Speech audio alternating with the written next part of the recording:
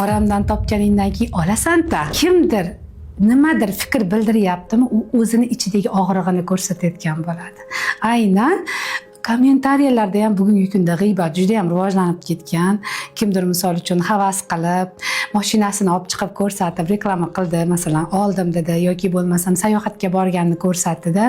Ha, endi haramdan topganingdan keyin olasan-da deb boshlaydi kimdir yoki bo'lmasam maqtangani boshqa narsang yo'qmi deydi. Yana kimdir aytadi, biz yegani nonimiz yo'q, bizga jo'natib bor deydi. O'zini ojizligini tan oldi. Bu birinchi bosqichdayoq. U insonni tan olib, u haqida fikr bildiryapti. Har bitta aytilishi kerak bo'lgan gap g'iybat bo'lsa, demak biz gaplashmasligimiz kerak ekanda. Qanaqa qilib gaplarni bir-birimizga yetkazishimiz kerak degan savolni ham berishadi. G'iybat bilan suhbatni farqi bo'ladi. Siz qanaqa qilib yetkazyapsiz?